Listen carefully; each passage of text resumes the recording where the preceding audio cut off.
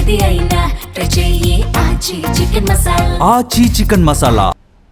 నీ ఇంటికొస్తా, నీ నట్టింటికొస్తా, చూసుకుందాం రా అంటూ తొడగొట్టి మీసం తిప్పి డైలాగులు పేల్చే రోజులు పోయాయి.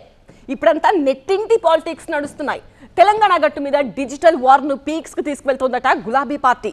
అధికార కాంగ్రెస్ ను కార్నర్ చేయడానికి, బీజేపీపై విమర్శలు చేయడానికి social media, digital media platforms ను ఒక రేంజ్ లో ఉపయోగిస్తోంది. జెన్జీని ఆకట్టుకోవడానికి, రాజకీయ ప్రత్యర్థులను ఎండగట్టడానికి డిజిటల్ స్పేస్ ని ఉపయోగించి పొలిటికల్ స్పేస్ ని ఆక్రమిస్తోంది బీఆర్ఎస్. వార్ వన్ సైడ్ అన్నట్టు డిజిటల్ రేస్ లో కారు దూసుకుపోతోందట. తెలంగాణ పాలిటిక్స్ లో సోషల్ మీడియా వేదికగా బీఆర్ఎస్ మాంచి దూకుడు మీద ఉందంటున్నాయి రాజకీయ వర్గాలు. డిజిటల్ ప్లాట్ఫామ్ వేదికగా గులాబీ పార్టీ స్పీడ్ పెంచేసిందట. డిజిటల్ రూట్ లో కారు టాప్ గేర్ లో దూసుకుపోతోందని టాక్. డిజిటల్ వార్ కోసం కారు పార్టీ సరికొత్త వ్యూహంతో ముందుకు దూసుకుపోతోందంటున్నారు. సోషల్ మీడియా అస్త్రంతో కాంగ్రెస్, బీజేపీలను ఇరుకును పెట్టి విమర్శలు, ఆరోపణల ముళ్లను గుచ్చుతోంది గులాబీ పార్టీ. అధికార కాంగ్రెస్ వైఫల్యాలపై సోషల్ మీడియా వేదికగా బీఆర్ఎస్ జోరుగా ప్రచారం చేస్తోంది.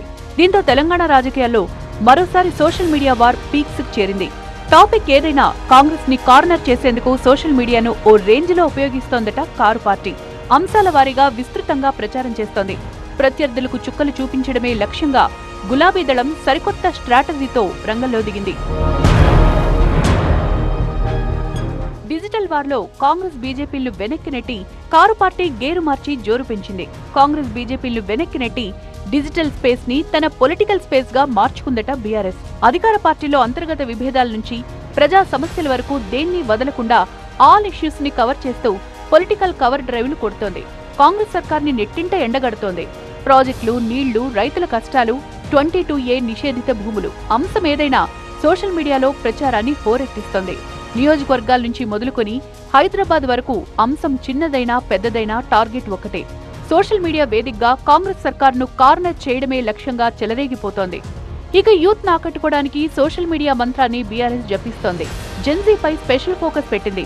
యువతరం, నవతరం ఓటర్లను ఆకట్టుకోవాలంటే కటౌట్లు పనిచేయవని భావించి కంటెంట్ నమ్ముకుందట గులాబీ పార్టీ.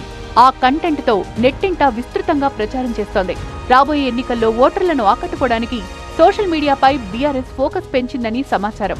ఇక యువతతో పాటు ఐటీ ఉద్యోగుల్లో కేటీఆర్ కున్న క్రేజ్ ను సద్వినియోగం చేసుకోవాలని చూస్తోంది బీఆర్ఎస్. దీనిలో భాగంగా జెన్జీతో కేటీఆర్ ఇంటరాక్ట్ అవుతున్నారు. దేశంలో విప్లవాలు, భూకంపాలు పుట్టిస్తోన్న జెన్జీ సోషల్ మీడియాలో యాక్టివ్ గా ఉంటుంది. దీంతో తమ రాజకీయ పోరాటంలో జెన్జీని భాగస్వామ్యం చేయడానికి బీఆర్ఎస్ ప్రత్యేక దృష్టి పెట్టింది. దీనిలో భాగంగా విద్యార్థుల తరపున ఉద్యమాలు చేస్తోంది.